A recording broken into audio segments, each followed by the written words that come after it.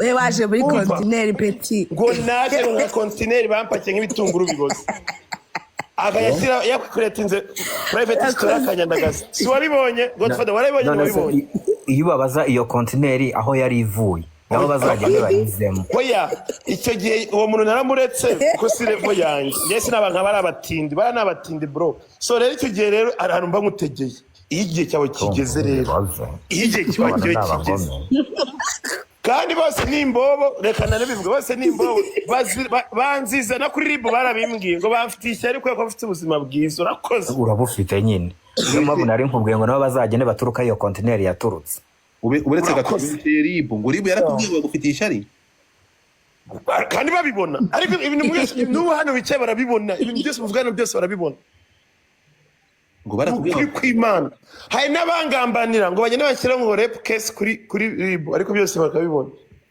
man shaman nje ndakubwiye ngo utazajya ubona nsetse hano nango ari ibintu biba byarandenze ubwenge bwanjye nk'icecekera bro Inzahura Buzima Company Limited ikimenya bose mu kuvura no gusigasira amagara kwifashisha ibimera by'umwimerere mu buvuzi bwacu kuri ubu super stamina wa muti kabuhariwe wirahirwa mu kuvura abagabo batakibasha kwisayidira ndetse n'abikinishije twawushyize kuri promotion abadamu nabo twabashyize igorora hehe n'ibibazo by'ama infection impumuro mbi kubura ubushake yewe n'iby'amavangingo dore ko ibyo byo byakemutse kera kubatumenye ku ikubitiro umwihariko wa super stamina nimba turamugabo ukagarura akanyamuneza mu muryango uwayimenye ntayishidikanyaho cyangwa ngo ayigereranye kuko iriyariye mu kongera imbaduko naho ibyo kwikinisha n'ingaruka zabyo bisigara ari umugani kuwayimenye hehe no kugenda uhungetwa ubabara umugongo uzunga isereri cyangwa se ubabara umutwe tugane tugufashe kuko amagara araseseka ntayorwa nimero yacu 079 04 59 63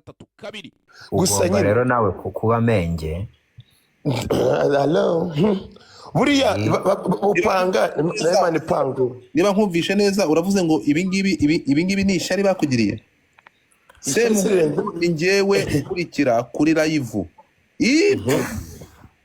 yaje uramusome hari nk'indagara za Kongo ngare wa DJ Brian ibyo yabivuze cyane ngare oya ngamuvugisha uko akantu ngunzemo nakongo aho nasanze yakoze unfollow we na Muyango akangaka ni korohereza mitamba boroka jewe ntabwo njya following umuntu wari we wese urumva ibyo bintu abantu mubere umuntu akabazo ngo ya mufollowing nge ntabwo following hoya kugira mbimenye nasanze Muyango yafashe screen recording na wase screen recording yafashe nibiki noneho nje mbifunguye mbona ngo uhitubibona nyine ko bakwafunguye tubibona nibwo narebye bose mbona babikoze bita nanjye mborohereza n'ababoroka yakoze screen recording mbere before you ahubwo ndi kubabana mwabagize wowe wababajwe nuko bagufollowinguye hoya akuse nanguri kuri amane soma ngaho Brian yanditse gute aho ngaho kuri private chat Brian urabihuza na Muyango gute Brian kuri Brian uramuhuza na Muyango kubera iki baravukana cyangwa umwe n'umugabo wundi okay reka ngobaze ushaka kunsubiza ningobaze ndagusubiza ngari ndamubaza sibyo ndamubaza wabaye indagara niba ntacyo twapfuye Kabano yakoze unfollow uravuze yafashe screen recording y'iki muri Snapchat ubonye gutweke unose komera zunguzaga amanyuka utakiyazunguza yabonye bitari ngombwa kugufollowing oya screen recording yafashe y'iki akanakora unfollow ko kandi ushobora kumbwira icyo mfana Brian kugira ngo anyandike hano amvuge ngo Semuhungu ngo nijura mukurikira nkorera live ngo yaje pakiyo nk'indagara za Kongo umva rero wandagara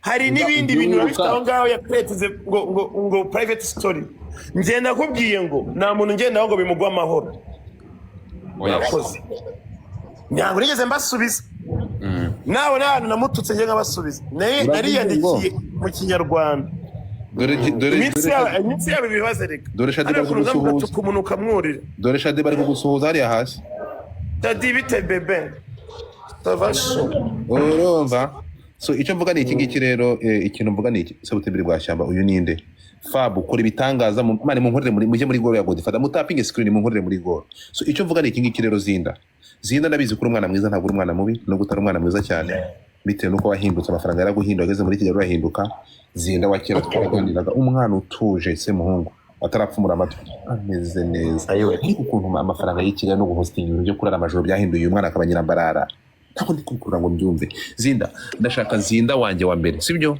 twaganira akamuri wariye ntiwariye wanyaye ntigiye gusoba ndashaka wawe wicare hano iki kibazo nkirangize andi sibona hari umuntu uri kugusuhuza. Hello Godfather Amandine Isimbi chef baba we Amandine darling Amandi my love show ahubwo muze kudushyikira Godfather muzana no murebe urumva hano uza kuba uri nimugoroba the sky spot room uri hehe Zinda umva reka mbanze tuza abantu bose mwaramutse neza muri aho Amanda wanjye Semuhungu Amanda urumva Njuga Amanda bite manuka wakimara wese nkavugana n'umukuru mugana nawe wakiremo avuga umuntu umwe natanganyije muginga wowe uraho ngaho ntukaze iki kintu cyabara inkweto zitari zacu wa muginga ndavugana na Amanda ukaza kumvugiramo uraho waragiye my love come over here listen to me why did you change the number? I didn't change the number. I have a new number. No, I changed my number. Yes, but I'm going to text you. The fatiya wenda sakwanditse. Haleluya reka nze nkubwire Amanda nakubonye ejo uri kubyinana n'uyu mutinga udashobora kugira ikintu akumarira Eric ndumva narira Zinga ntabwo umusangira ngendo uyu musangira ngendo umva batugirisha ngo twasangira ngendo Amanda yes tu es mon fou ni wewe wenyine ntabwo wangira kandi nazinda ari we wenyine Zinda wuzi tangiye kunshyima wa kintu tangiye No, kunshyima say, is this Amanda darling? umva Kabano abantu nta kintu nakubonye utagira umusatsi ku mutwe bro Jiruhani Franko, I love you so much. You're one of the people that I respect in my life. Reka mbabwire Franko njye niwe wanyishije gutambuka ntaraba miss mu mbabarire ntaraba miss niwe wanyishije gutambuka niwe wazanye kariyeri yanjye so please I owe him a lot. umva rero mbwira Amanda dore warangaye ujya mu bihugu bitandukanye ufite experience y'ubuzima ndashaka ngo wunge Zinda na Muyango okay Okay, can I say what I think? Yeah. Let me say my point. Let me say my point. Actually, njyewe n'ubwa mbere nari ngiye no kuri TikTok mukanya Zinda ariho ndambwe Zinda show me how they go live on TikTok. Njyewe requesting but I think I requested ntiwabibona ko na requested. My take is this. Sibyo. Abantu babaye inshuti. Ongera request. Please. Abantu babaye inshuti bakageraho ibibazo bikaba and both of them know aho ibibazo byavuye ndabeshya kuko nanjye ndi inshuti ya Zinda iri close I know ariko hari ibyo mba nzingiye ntabwo ngomba kubivuga kuko it's not my place to say but then one thing is this ibintu byose byabaye kubera iki Muyango bashaka kugira ngo bamuhamagare hano kuri live akanga kuza. That's what I ask myself. If you know that you're not hiding anything, me as Amanda, I have never gotten a problem with anyone. Bakamamagara ngo nze ntange point of view yanjye. Kuko mu byo muri kuvuga byose mwumvishije point of view ya boss wo kwaba aho bakoraga, mwumvishije point of view ya Semuhungu kara mwumvishije point of view. Yes, we amaze abame. Mwumvishije point of view ya Semuhungu kuvuga nawe. Point of view ya Zinda. Your point of view ya Muyango niba let me answer this question. Sweetie, let me answer this question. Ndateke Muyango twari nawe hano kuva kare ari gutanga amagift. Siko bimeze? Muyango Semuhungu nakufite nimero ya Muyango ntekereza ko tuzanye nazamuyisaga urimo kunyumva Muyango yamaze guhena. Urabizi ko abantu bakora amajoro. Urimo kumva niko nabitekereje ariko niba ari umuntu ushobora kubikora nabikore nazi. Urumva? Bari mu Rwanda mumuhamagara aze live ntabwo yakoze ejo ari kuwa gatatu sho arakora ntabwo rero ntabwo yakoze ejo which is not even needed kuko like at the end of the day you guys nta mpamvu yo kugira ngo dukomeze twumve side y'abantu bamwe aribo bari kuki we atari kwisona ngo avuga ati ntabwo namwirukanishije cyangwa naramwirukanishije cyangwa nuko azi where the problem is. Yeah, that's my take. Kandi nta n'umuntu n'umwe mfatiyeho muvuge ngo just because Zinda is my very very good friend I will take her side. No. Niba umuntu haba hariho side ebyiri z'ibintu. ntabwo habaho siding. We want her to come out and she says her side. If she feels like she can't say her side, then let this story end. Areke gukomeza kubicomplainingaho buri wese moving on n'ubuzima. Because at the end of the day abantu ni bakuru bafite ubuzima, bafite famille, bafite abana, bafite ama business, bafite ibindi bintu bijya mbere bidahuje n'ubushuti bwabo. You understand? If she feels like her story is not supposed to be hard, nta n'ikintu bivuze, ni ukuvuga ngo rero ntacyo bivuze. Let's just stop it. Ibyo bintu tubihagarikira ahangaha ntituzongere no kubivuga. Amanda. Exactly. Karame. Umva nkubwira ikintu kimwe. Urabizi ko ibyo uvuze nemeranya nawe ni kimwe. You did hide yourself. When I need you, even nigi haba ngoma amasaga, even which was even very sensitive. That was even worse. I come out and I will say my side. Okay. Wowe urabizi Godfather aho wamamage no biri pe ari ibintu bibi umuntu atanaza ngo navuge muri public, but I had to come and clear my name. I had to come and say my side. So abantu ntago bazumva side yawe cyangwa ngo bumve ibijya mbere batakumvishije, because we can't think for her. So ikintu kiriho ni so ikintu kiriho ni iki ngiki. Twumvishe ko bigenze zinda kugeza aya masaha, urumva ko ntago ibyo twibwira na boss aravuga ati ntabwo Muyango uretse no kubikora ntigeze na umva ndahangaha zinda twabiganiyeho hano no ahantu ikintu gitangaje Semuhungu arahita heze inguni nanabikibajeho yanga kugira ikintu abivugaho wumve nagezeho boss aravuga ati Semuhungu niyo muhamya ntanga kuko yaje muri office tubiganiraho azukuri kose. Semuhungu arabizi ko Muyango atirukanishije zinda. Eric ceceka Eric Semuhungu nyiri bwite agutanzeho umugabo. Urukumva Eric ati yaraje tubiganiraho azi uburyo umuntu bita zinda yagiye niwe mugabo nta ruhari Muyango yabigizeho. None se Eric wabwanga ati we kuberika amasaha uko kudashobora gushiraho urumuri none tugashaka uburyo izi misunderstanding zirimo ira message yanditse uretse gato ira Muyango ira message kandi zinda reka ze kubwiza ukuri wibuke ko imbaruko ya byose uretse gato agiye mu kazi. Amanda umva ariko se buretse Amanda mubwira nyandikire muri nimero yanjye. ushaka kundiranya n'abantu Kabano. Yes sweetie. Kabano nkoherereje greetings zanjye, Njuga nkoherereje greetings, Godfather I send you greetings, Eric na hani mugoroba abantu bose baze kudusupportinga we are going to be Sky Sports Lounge. Do not copy music n'aba baroko witubana n'aba baroko urukunyumva njugunuka mu kanwa urantubana nawe kubera Kabano utagira umusatsi ku mutwe urantubana nawe kubera come on that is not okay. Kabano utagira umusatsi ku mutwe njuguta borosa urantubana nawe kubera iki. Send me your number. Godfather. Nikamanze mbwira ikintu. Wituma cyuha mu mutwe man. Ndagusagenda kwinginze. Jiwe Kabano niwe natanga ho muhamya. Ninde wavuze ngo unoza bamwirukanye hari ubwo isi yaje akavuga ngo yarahivanye ariko kugira ngo n'igituma yarasezeye none ikindi akavuga ngo suspicious yavuye umva se iyi nawe yabyivugiye zinda indi suspicious yavuye yuko icyatekereza impamvu avuga ko uriya yabigizemo uruhare kugira ngo have ariko yari Sunday yakoragaho bayimukuraho none ikindi uriya na postinga ngo ashatse ko ava hariya yahava muri ya postinze mbere yuko bankuraho yabipostinze mbere yuko bankuraho. Okay zinda twumvikana Eric none kuri kuneranya man ntabwo ari guteranya sheri. Okay kamata nese nabeshye gute nyine ni kibazo nuko kuvanga amatusi oya nuko udashaka wakabaye ubwira zinda kubera waganiye na boss ukabwira zinda zinda ariko rero listen kandi ari nje wateye iyo ntambwe zinda nawe yabivuze zinda ntabwo nashatse kubibona Muyango Mungu wateye iyo ntambwe akajya kubibaza boss niwe wa mbere washatse ko ibyo bibazo none sinjye cyatse ko ibyo bintu bivaho zinda aba victim zinda uremera ko ibi bibazo byose uretse gato uremera ko imbarutso y'ibi byose ari iriya nshinzi iyo nyirambarara y'inshuti yawe nyuma yaho amakuru ufite ngo mwagize na muranashwana yagiye kubwanuka iri kuri gatamunyo kugira ngo kereke kwigushyigikiye ikajya gupostinga ibintu byakuriye ibintu ajya gufata video afata Muyango akamugira ngo indaya wakakugira boss lady sio wasanye ibintu byose ariko sho reka nkubwire Godfather iyo makuberi y'inshuti yawe iyo video ko yari imeze Godfather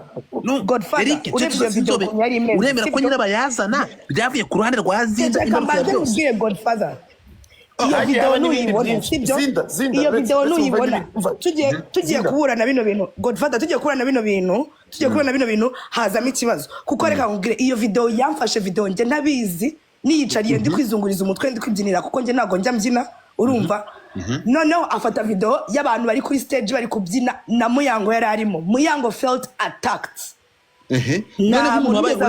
She was your friend, right? Because she was your friend. Yeah, she was my friend, but I wasn't even aware when she was doing that. No. Uretse gato. Ahangara niho mbwira ko hataba miscommunication ipfa. So nukuvuga ngo umushuti wawe akoza amanyanga, akoza ubugoryi. Siko bimeze? Natekereza nawe utarabyasa ntabwo byasa. So uzina no mubwire n'ikintu kirenze. Uzabaze na ba Brian. Nizina ry'Imana nawe mubwiye ngo iyo video yikureho. Nukuri kw'Imana yo mwijuru. Namubwiye iyo video yikureho. Urumva cause me I wasn't aware. Uri kubyumva? Kuko bitari bitabi yego. Yes, namubwiye yikureho. I wasn't aware uri kubyumva kubera yuko nabonaga idimi yateza ibibazo ariko noneho maze kubona ukuntu Muyango yanditse ari kunuka ndavuga no fuck it nashaka irekereho iyo makuberi muracyavugana why you abusing me like that iyo makuberi muracyavugana thank you shema wanjye iyo makuberi iyo ndaya yabikoze muracyavugana none kuri murazana n'ibindi bintu by'abandi bantu se ko turi kuri topic imwe iby'abandi bantu tuvugana byira bishaka hirya niba byaragutandukanyije nawe nuko yari yakoze amakosa so nk'umushuti wawe rero iyo wazanye bariya tubita bakandasuye I was a DJ ibyo urabizi when you are hosting like that izizanya munsi zigenda zikuziza barana bakanda nzugi nabari gatakwaha nabakomba birato so abangaba tuzi icyo bakora I was a big DJ na urabizi wowe so ndabizi abantu bazakurikiye hariya bashaka ubuyoga bwa makeya bashaka ibintu bidafatika bashobora gukora ibintu byose kugenda n'abutanga reka nemere yuko Salma ari we nyirabayazana yagomba kujyana ikibazo nanjye cyangwa yagomba kujyana ikibazo na Salma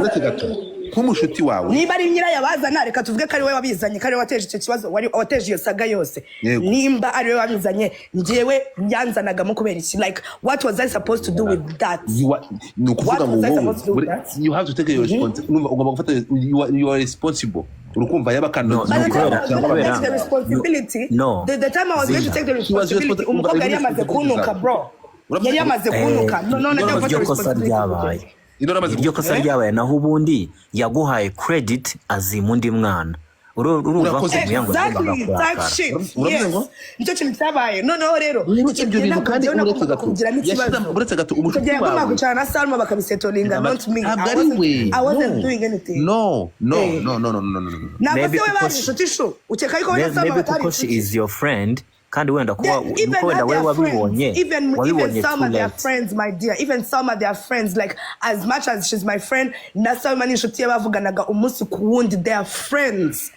yari kwicara akamubwira ntabwo ari ikibazo ngo cyukari inshuti ikindi kandi njyewe ntabwo ibyo bintu Salma abikora njye ntabwo nari mbizi that's the problem noneho mu gihe njya kumubwira ngo ndumubuza ngo abikureho Muyango yari yamaze gupostinga biyari maranuka nuko ubundi byari biri too late wabibonye biri too late naho ubundi since she's a common friend kuri mwese kandi ukabona hari uruhande yabogamiyeho iyo ubona kare wari kumubwira kuko akabikura nari kumubwira ati shana Brian arabizi ibyo bintu na Brian yaravuze ati bino bintu ntago Zinda yari yabibonye ntago yarabizi anabibwira Muyango arambwira Muyango bino bintu ntago Zinda yarabizi mu gihe njya kubwira umukobwa ngo abikureho kuko ni Brian watumye nanabibona njye ntago nari nabibonye ni Brian watumye mbibona ngiye kumubwira ngo abikureho nsanga Muyango deja yamaze gushyiraho post ari marano rero Zinda is a victim no sense uyu we reka nkubaze wowe ni kuri aka kantu gusa Godfather kandi ndabisobanura reka baze nkabikubwira ukabyumva oya ntacyo mbwira agende yo hirya Muyango uratamva Zinda ntibagushuke Zinda ntibagushuke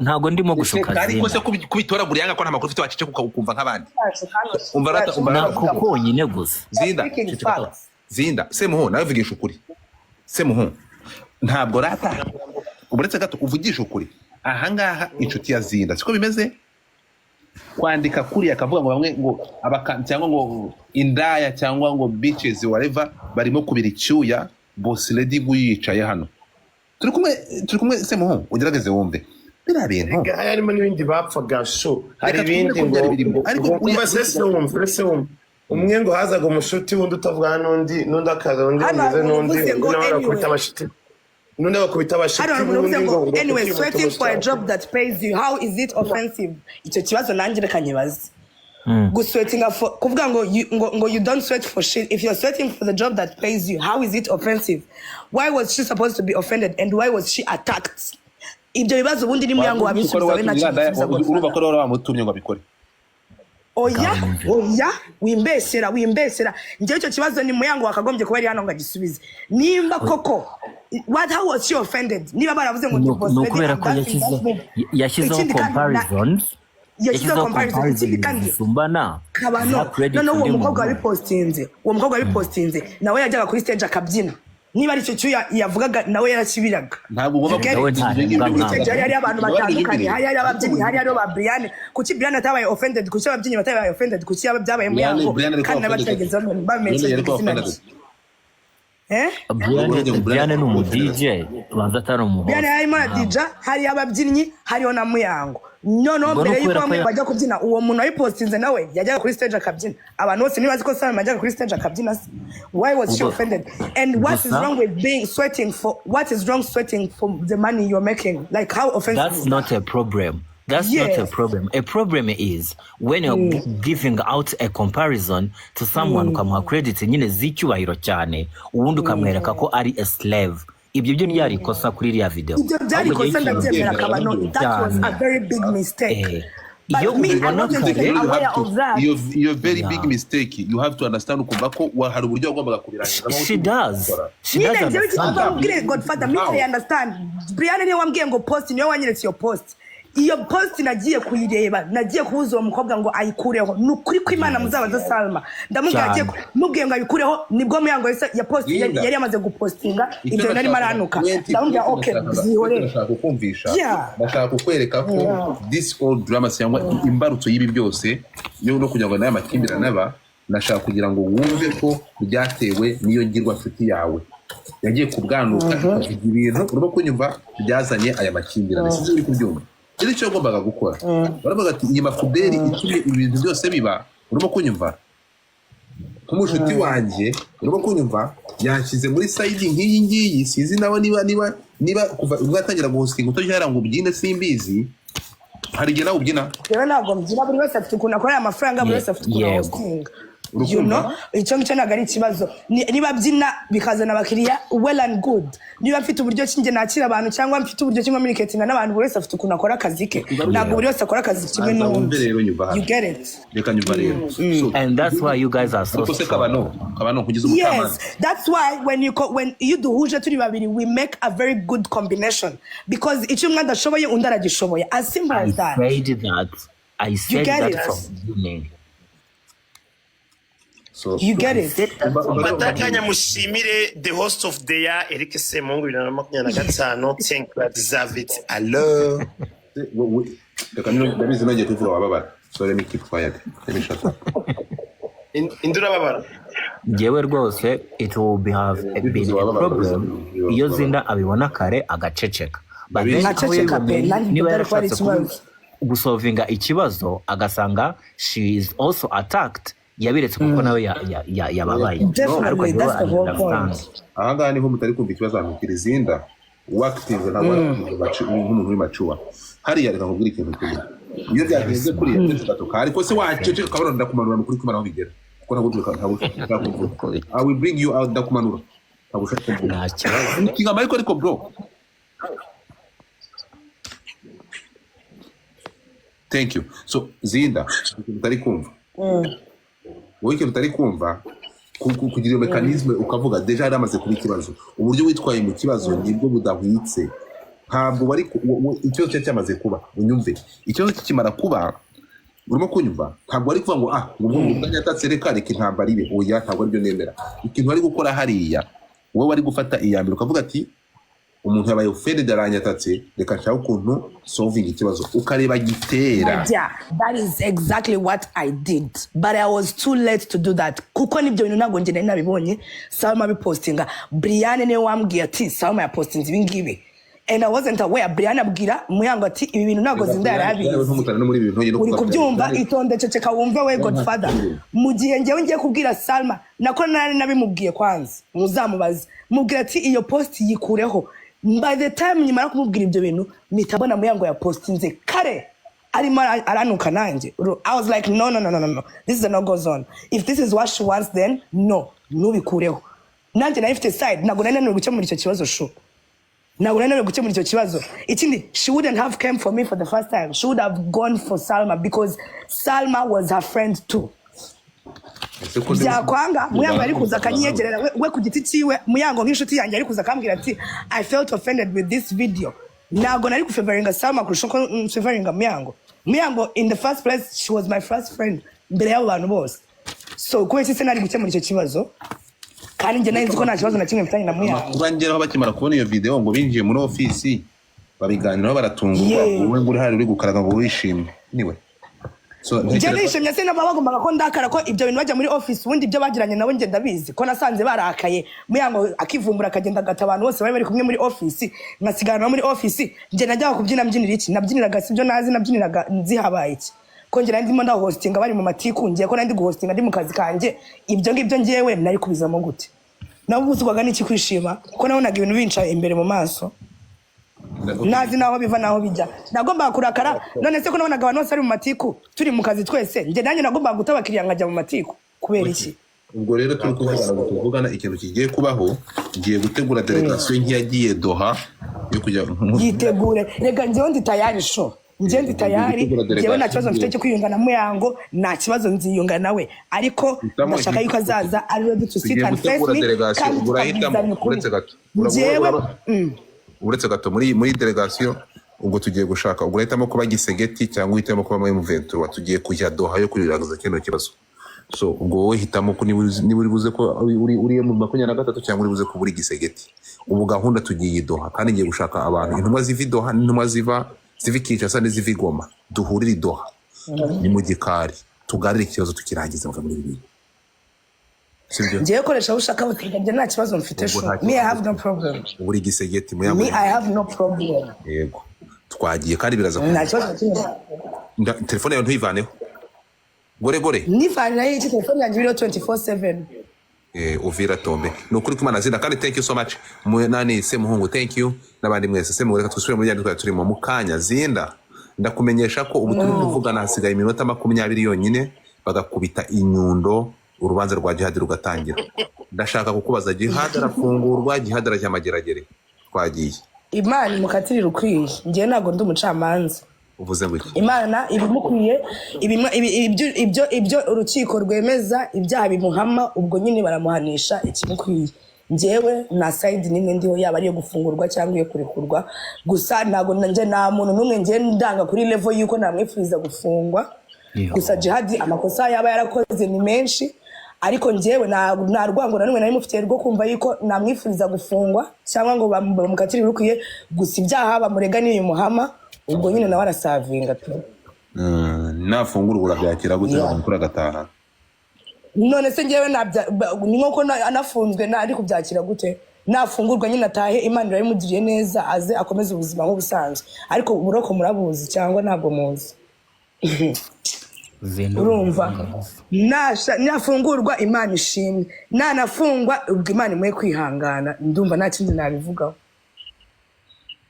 Murabwa bwenge ufite ereke wumvisha ukuntu abandi bantu bavuga very smart mbese ngiye navuze gute wavuze bebe ushaka drama no kuri wa mugabo ngiye navuze gute navuze justice ku bantu bose aba yarahemukiye n'iki byose so uzi ngo naje guhuza abana na banyina uretse Muyango na Zina nshaka kugira ngo mbahuze abandi mwebwe bitayeho tafa Zina reka Zina ni inshuti yanjye none wabonye ngiye biraho ngaho kuri profile yawe ukuntu banze bakagira ibyo by'ingiro none web yari bamutwara iki bazakubomora nureba nabi wandagara zanjye we itegure tubonane mu kanya mana we Godfather ambwirira abantu dusubire ku kantu k'indagara zo muri Kongo Erike ni muze kunshyigikira muri Skype yawe gasubireho ariko wagiye n'ubupromotinga wa kibunoye ko nta kwishyuza kubizi babarira usubire kwa kantu k'indagara zo muri Kongo uzi kuri crash wa dore ahubwo ko nta n'abakiriya mfite ugomba kunshyigikira nkagira abakiriya ukorera Zinda mwerana ahantu hatandukanye shuri ariko no munsi turakorera muri Sky Sports njye na Eric na Amanda ndetse na promotion sho nababwiye ko munagura noza Hennessy 1,400 bakamuhindi kubuntu bajyana n'urwenya allo promotion irahari abantu njyewe I would like to meet you personally naragufanaga nanjye I would love to meet you kuko wibeshye ugahura na Kabano ya gucumita wahita ubyara undi mwana wa kabiri ngayumvira ngende umunsi w'igisonga cya Musenyeri I don't sell my dick azakunyaramo bitrenze wongera guhura nawe Kabano umva mugire umunsi mwiza abasho I love you na urakoze cyane n'ukuri kandi Imana ikomeze guha ubwenge also don't engage yourself muri nonsense. Inzahura buzima company limited ikimenya bose mu kuvura no gusigasira amagara kwifashisha ibimera by'umwimerere mu buvuzi bwacu kuri ubu superstamina wa muti kabuhariwe wirahirwa mu kuvura abagabo batakibasha kwisayidira ndetse n'abikinishije twawushyize kuri promotion abadamu nabo twabashyize igorora hehe n'ibibazo by'ama infection impumuro mbi kubura ubushake yewe n'iby'amavangingo dore ko ibyo byo byakemutse kera kubatumenye ku ikubitiro umwihariko wa superstamina nimba turamugabo ukagarura akanyamuneza mu muryango uwayimenye ntayishidikanyaho cyangwa ngo ayigereranye kuko irihariye mu kongera imbaduko naho ibyo kwikinisha n'ingaruka zabyo bisigara ari umugani kuwayimenye hehe no kugenda uhungetwa ubabara umugongo uzunga isereri cyangwa se ubabara umutwe tugane tugufashe kuko amagara araseseka ntayorwa nimero yacu 079 04 59 63 2